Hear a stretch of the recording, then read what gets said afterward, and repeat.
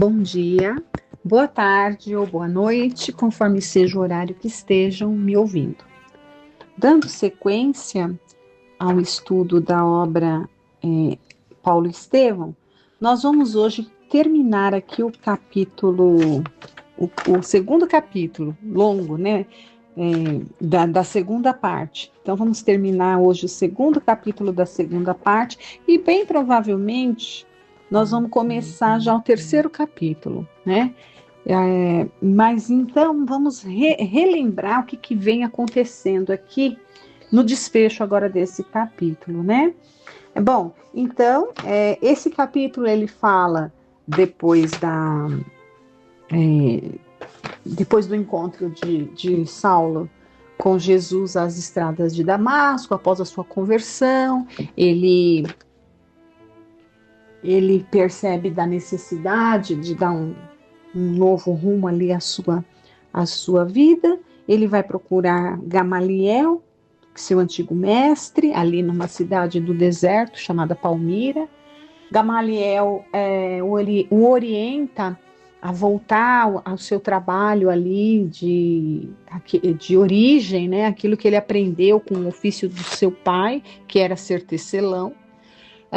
E Gamaliel também consegue com ele, junto ao seu irmão Ezequias, salvo engano, né? Era o irmão de Gamaliel, era um comerciante ali que trabalhava com comércio de tecidos, e ele tinha ali dois funcionários, podemos dizer assim, duas pessoas que trabalhavam para ele, que era esse casal, Áquila e Prisca, e coloca Saulo para trabalhar junto deles, né? No decorrer do tempo ali, Saulo começa a tentar conhecer quem eles eram, começa a observar, e ele observa que o casal era cristão, o que o deixa muito animado. E eles travam ali conversas e tudo mais, e dentre uma dessas conversas, o casal não sabe que ele era o Saulo, o perseguidor. E dentro dessas conversas ali, estamos fazendo um resumão, né, do capítulo inteiro. O casal fala porque, né, Saulo pergunta como que eles foram parar ali no deserto, e Áquila conta a sua história, conta a história do seu pai, conta a história das perseguições lá em Jerusalém, conta dos excessos que eram cometidos pelos delatores, e que ele acreditava, né, e Saulo pergunta o que eles pensavam de Saulo, e ao contrário do que, e para surpresa talvez de Saulo, eles não falavam mal de Saulo, ao contrário, eles achavam que aqueles excessos, Saulo não sabia, né? Certamente um homem educado e na posição que ele ocupava não deveria saber daqueles excessos cometidos pelos delatores, pelos soldados e tudo mais, mas ele sabia. O que torna ali, que deixa a consciência dele até um pouco mais pesada, porque ele falava que era para ser implacável mesmo, era para ser impiedoso, né? Porque era uma sanha que ele tinha ali de perseguição muito grande. E nessas conversas aí, ele fica ali muito reflexivo, o tempo passa, Áquila fica doente, Prisca também, ele cuida muito bem, né, do casal, dos amigos, ele dá demonstração sincera na prática. Vejam que interessante isso, né? Ele, naquele primeiro momento ali, quando eles logo que se conheceram, ele não fala nada, ele mantém o sigilo, né? Mas depois, nada como o tempo, a convivência, os dois ficaram doentes, ele na prática, ele colocou em prática o amor que ele desenvolveu pelo aquele casal. Então, o amor posto em prática, né? E aí, depois que o casal estava recuperado ali, e eles tornam a conversar, voltam a ter uma conversa, e aí, nessa conversa, ele se sente ali no desejo.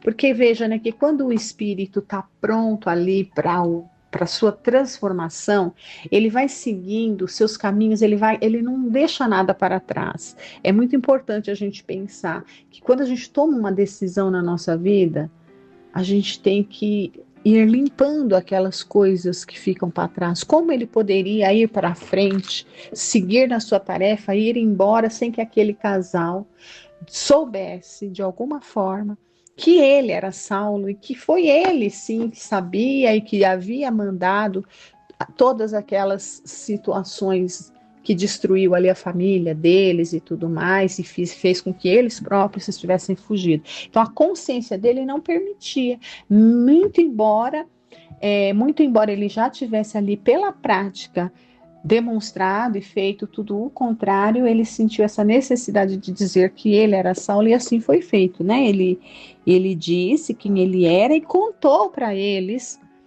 como que foi essa conversão, como que ele mudou daquele perseguidor, daquele doutor da lei, que sim, sabia dos excessos que eram cometidos e foi ele que ordenou, né? Como que ele se transformou daquele para esse. Então, assim, ele contou toda a sua narrativa e a sua história de vida por aquele tempo não deixou dúvida nenhuma no coração naqueles bons corações que eram Áquila e Prisca, que aquilo já não importava mais. Então, veja, os corações que se iluminam, quando eles conseguem olhar para trás e reconhecer os erros do passado que eles cometeram, aquilo já deixa de ter importância, né? Quando estão diante ali de corações que já bondosos, digamos assim, né? Bom, então, olha, então paramos nessa parte em que Saulo revela para o casal que ele era Saulo, o Saulo de Tarso, o doutor que mandava perseguir, né? Então nós vamos ler aqui, ó, o último parágrafo da semana passada e vamos continuar. Então, olha só. Depois disso, né, então ali, depois que ele conta toda a situação das portas de Damasco, e os dois ficam ali embevecidos, porque eles eram cristãos e imaginaram, nossa, mas se Jesus vem para ele, né? E olha só, qual é a conclusão sábia que o Áquila chega, né? Isso relembrando a semana passada, olha. Agora que o mestre nos reuniu, exclamava Áquila satisfeito, saiamos do deserto, proclamemos os favores de Jesus pelo mundo inteiro. Olha, então ele fica muito animado, ele fala, vamos sair falando que Jesus apareceu e vamos nós três proclamando pelo mundo inteiro. Olha o ânimo, né? De alegria, o bom ânimo. Isso aqui é o bom ânimo. Eu e Prisca não temos muitas obrigações de família. Com a morte de meu pai, estávamos sós no tocante aos deveres mais pesados, e é razoável não perdermos o desejo de auxiliar a difusão da boa nova. Além das lições de Levi, temos agora a visão que eram os escritos de Mateus, né? Eles tinham ali pergaminhos com as lições, Levi era Mateus. Temos agora a visão de Jesus ressuscitado para ilustrar nossa palavra. Então, Jesus ressuscitado porque Jesus apareceu além das vezes que ele apareceu lá para todos os seus discípulos, logo no terceiro dia e tudo mais, né? Ele ainda apareceu mais essa vez para Saulo. Olha, depois de muito tempo às vésperas de retornarem à luta nos grandes centros populosos, em lhes ouvindo os apelos entusiásticos, Saulo indagou dos projetos que acalentavam. E aí, olha, desde a tua revelação, exclamou Tecelão confiante e esperançoso, alimenta um grande ideal. Parece incrível à primeira vista, mas antes de morrer, sonho ir a Roma anunciar o Cristo aos irmãos da velha lei. Tua visão no caminho de Damasco enche-me de coragem. Então, esse é um desejo de Áquila. Então, ele tem um desejo. Porque ele sabe que Roma oprimia, ele sabe que, né, todos os judeus ali sabiam, né, tem aquela controvérsia que fala quem matou Jesus, e que foram os fariseus, foram os judeus, foram os romanos, né, foram os romanos, primeiro porque os judeus não tinham poder eles eram dominados, eles não tinham poder de decretar a morte de ninguém, né? Quem decretava a pena de morte era quem regia, no caso era Roma. Ele foi julgado, não foi julgado por nenhum judeu, foi julgado por Pilatos, que era um romano, né? Lavou as mãos, ali aquela história toda, e enfim, não impediu que Jesus fosse crucificado, né? Então, o Áquila aqui, olha, tinha esse desejo, ele como judeu, ele desejava ir a Roma falar, olha, o Messias está vivo. Era o desejo que eles tinham o desejo de dizer assim, olha, o maior de todos é um judeu. Aqui tem muito que existe até hoje entre os judeus, que é o orgulho da raça. Então, esse desejo aqui do Áquila demonstra essa coisa do orgulho da raça. E a gente sabe que muito, né? O orgulho nunca é. Veja que era um espírito preparado, um espírito já de condição, que a gente vai ver, né? Não era só porque ele já era um seguidor de Jesus. Ele já trazia esses... tudo ele já trazia forte dentro dele bons sentimentos desenvolvidos, né?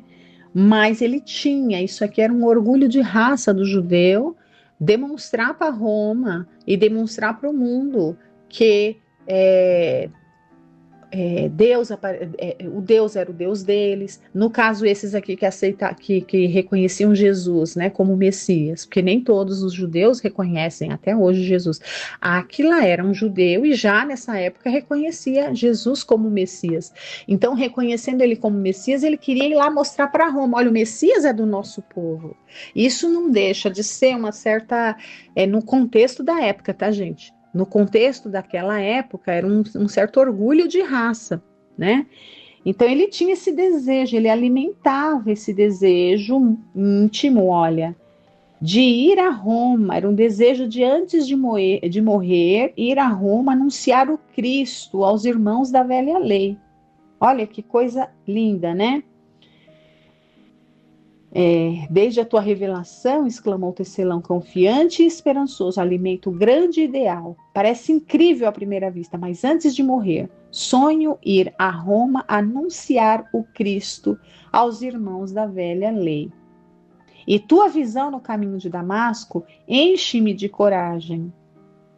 Narrarei o fato aos mais indiferentes e darei um pouco de luz aos mais insensatos. Como servidor humilde dos homens, saberei dedicar-me aos interesses do Salvador, né? Mas quando pretendes partir? Quando o mestre rasgar o caminho, com o primeiro ensejo e suposto abandonaremos Palmira. Depois de uma pausa em que Saulo se conservava pensativo, o outro murmurou: por que não vais conosco a Roma? Então, essa decisão, eles já estavam com essa decisão, né? Já tinham pensado. E depois dessa conversa que tiveram com Saulo, o casal está decidido ir para Roma para levar os ensinamentos de Jesus para os judeus de lá, né? Porque realmente a situação estava muito complicada em Roma, porque Roma era quem oprimia aos judeus, né? E aí Saulo, então eles perguntam por que Saulo não vai com eles a Roma, né? E Saulo diz, olha, se eu pudesse, disse o ex-rabino, dando a entender o seu desejo. Julgo que Jesus desejará ver-me, antes de tudo, inteiramente reconciliado com quantos ofendi em Jerusalém. Tá vendo que eu falei no começo? O Espírito, quando ele toma uma decisão de voltar para dentro dele mesmo e se transformar, né? Fazer o caminho ali da reforma íntima, não tem como ele ir dali para frente, ele tem que voltar para trás e recolher todas as pedras que ele deixou no caminho até ali. E onde foram os grandes débitos de Saulo? Foram em Jerusalém, então não tinha como ele dar um salto, né, e ir para Roma. Ele vai. Depois no final lá a gente vai ver que ele vai chegar um momento, né? Ele vai morrer em Roma, né? Inclusive, olha, já dando spoiler aqui. Mas isso a história já conta. Mas aquele momento não era o momento dele ir para Roma. E chegaria esse momento ainda. Áquila e Prisca que não tinham esses débitos, já estavam, vamos dizer, à frente dele, eles iam primeiro, né? E Saulo, melhor dizendo, nesse momento ele não poderia ir para Roma, embora sentisse esse desejo. Ele tinha que fazer o quê? Voltar para Jerusalém. Por quê? Porque foi lá que ele ofendeu a muitos. Foi lá que ele cometeu os seus excessos, os seus enganos. Então era lá que ele ia ter que voltar para fazer o que ele estava fazendo aqui com Áquila e Prisca, reconciliar-se com todos, desfazer o que ele fez publicamente, né? Então ele tem que voltar a Jerusalém, olha. Além disso, preciso rever meus pais, matando as saudades do coração. Ele está sentindo uma grande saudade da família, né? Então já faz mais de ano que ele está lá no deserto, junto com Áquila e Prisca, né? Com efeito, depois da passagem da grande caravana que lhes trazia os substitutos servidos de um camelo, os 3 irmãos do caminho, veja que não se usa o termo cristão, os 3 irmãos do caminho deixaram o oásis em direção a Palmira, onde a família de Gamaliel os acolheu com desvelado carinho. Áquila e a mulher ali ficaram algum tempo ao serviço de Ezequias. Ezequias é o irmão de Gamaliel, né? Até que pudessem realizar o formoso ideal de trabalho na poderosa Roma dos Césares. Mas Saulo de Tarso, agora residente como um beduíno, depois de agradecer a generosidade do benfeitor e despedir-se dos amigos com lágrimas nos olhos, tomou novamente o rumo de Damasco, radicalmente transformado pelas meditações de 3 anos consecutivos passados no deserto. Gente, 3 anos de meditação. A gente não consegue meditar 15 minutos, né? Ele passou uma vida de 3 anos em meditação no deserto. Ele fazendo as coisas dele, mas assim, tudo voltado para um objetivo. Ele estava trabalhando ali no tear, mas qual era o foco? A mente dele estava voltada para o quê? O que ele pensava enquanto ele trabalhava ali debaixo do sol, rachando no meio do deserto? Ele estava ali trabalhando as mãos, pensando, orando, refletindo. Isso é meditar, né? E 3 anos passaram-se. Começamos agora o 3º capítulo, né? Vamos dar início aqui ao 3º capítulo. Não deu para, não coloquei aqui no título, mas na próxima semana que vem vai o título desse capítulo 3º, chamado Lutas e Humilhações. Aqui vai começar, né? Aqui vai começar. Se ele ficou muito chateado ali com a primeira decepção que ele teve, lembram, né? Lá em Damasco, quando ele foi na sinagoga em Damasco procurar lá o amigo dele, logo depois da visão gloriosa, ele ficou cego, né? Aí Jesus aparece para Gamaliel e manda Gamaliel ir lá.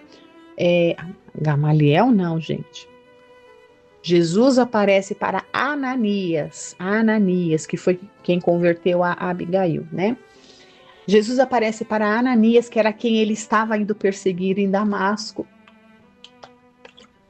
E Jesus pede para que Ananias vá devolver a visão a ele, né? Curá-lo da cegueira que ele havia ficado após enxergar Jesus. Lembram disso? Então, assim que Ananias devolve-lhe a visão, e ele está todo empolgado que ele viu Jesus e tal, ele correu, ele foi lá em Damasco, ele foi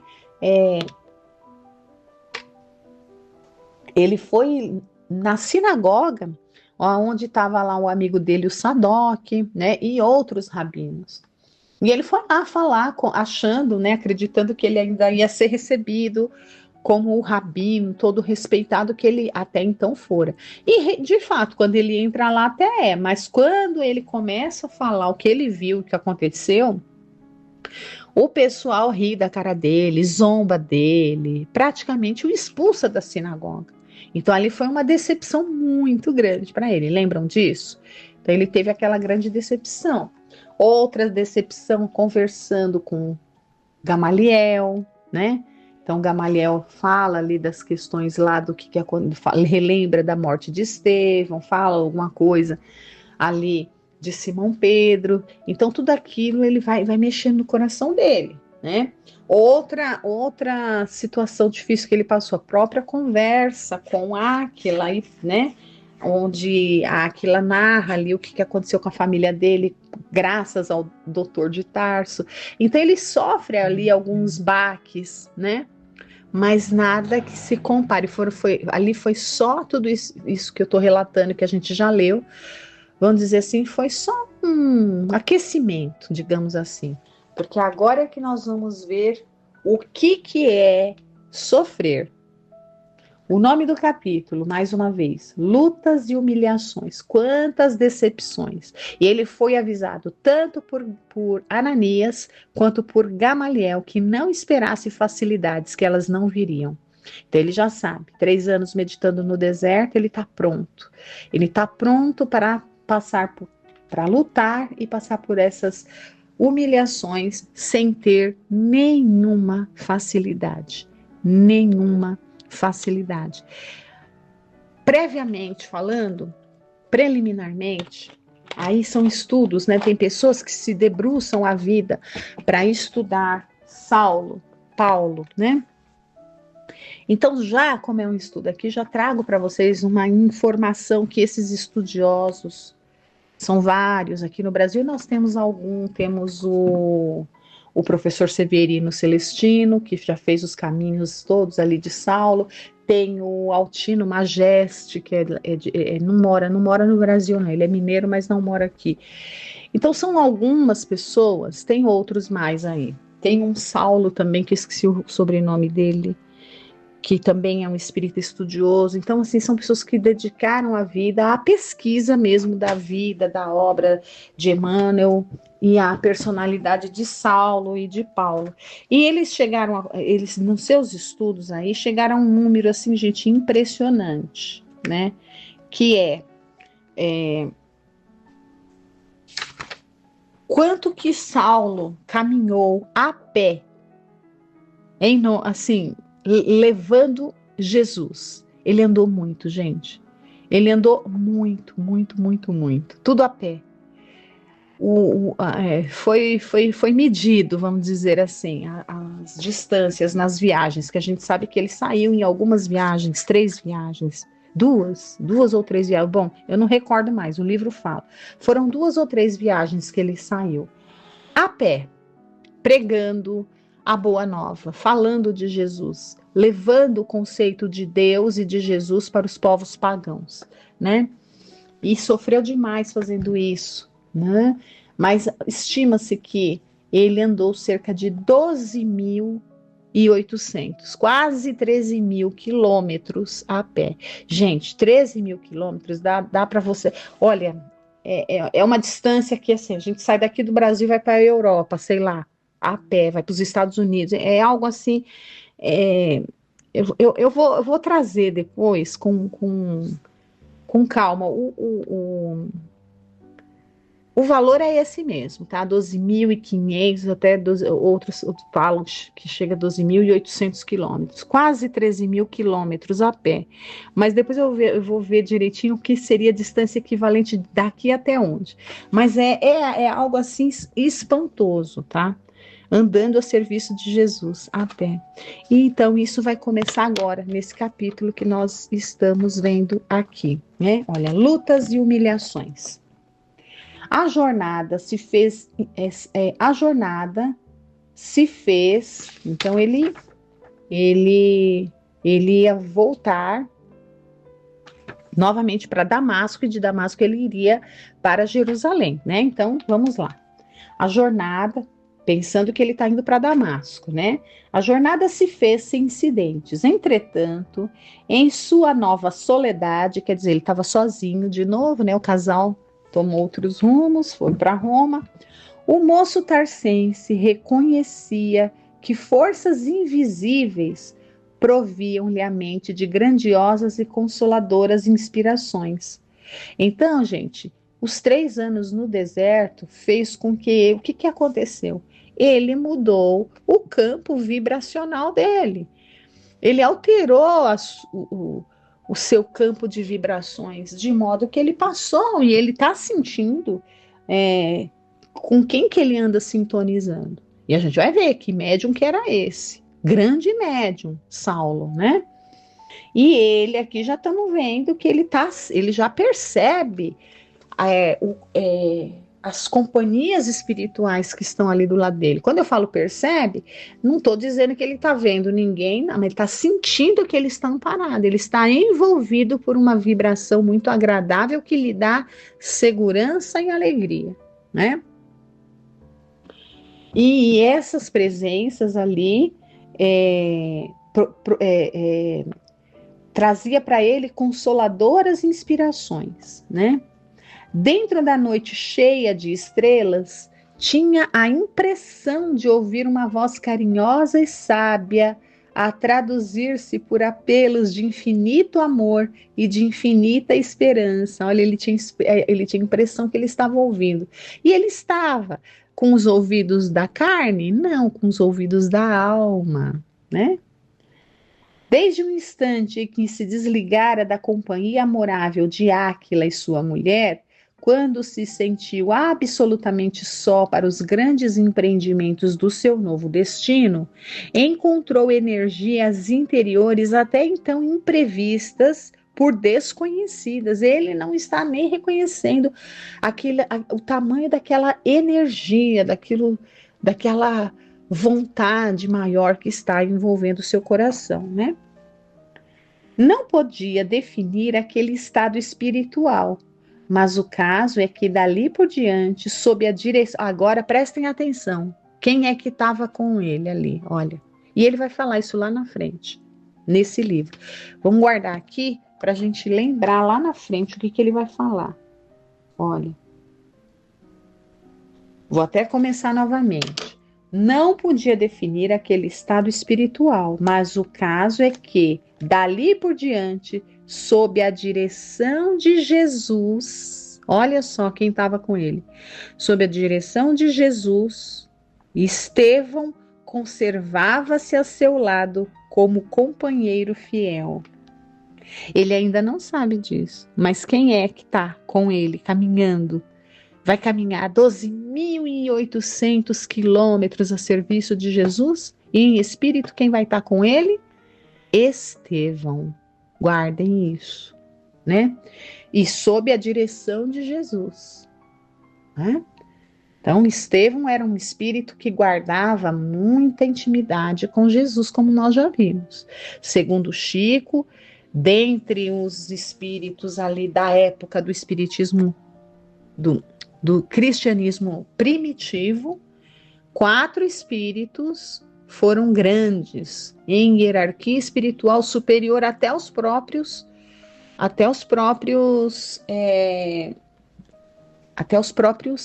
discípulos.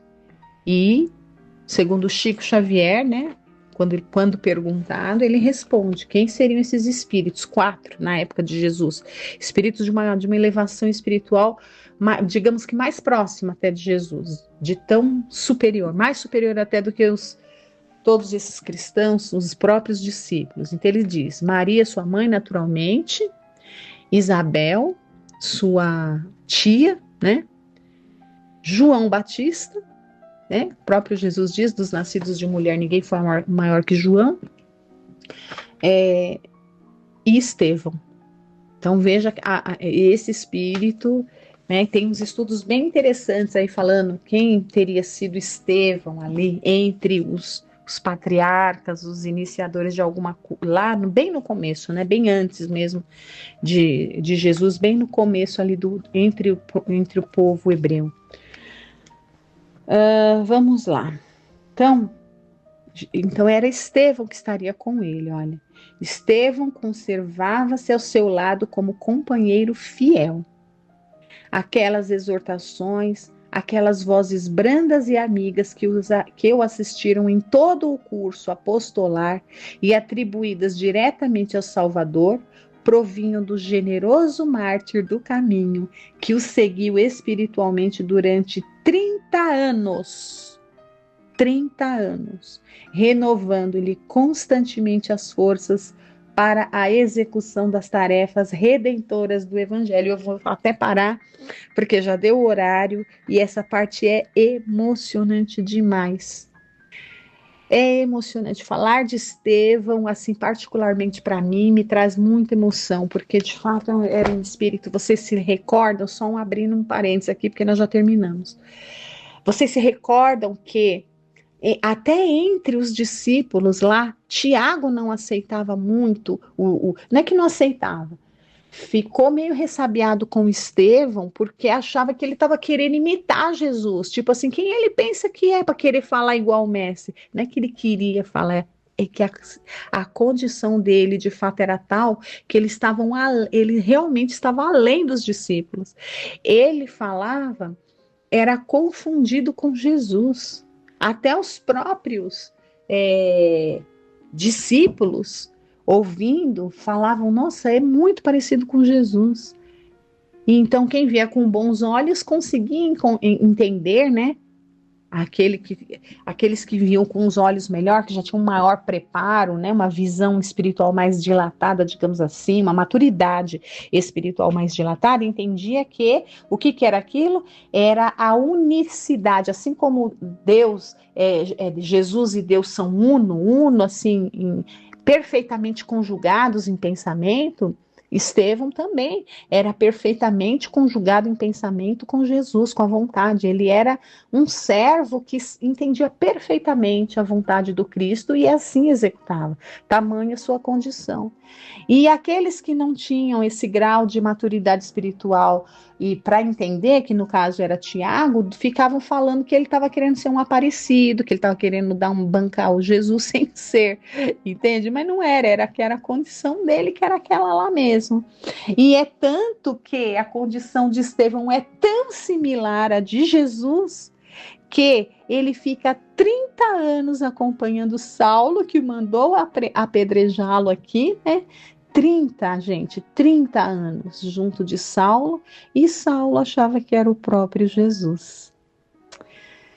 É muito emocionante, não? Então, vamos assim terminando por hoje e semana que vem continuaremos. Fiquem com Deus, tenham uma excelente semana.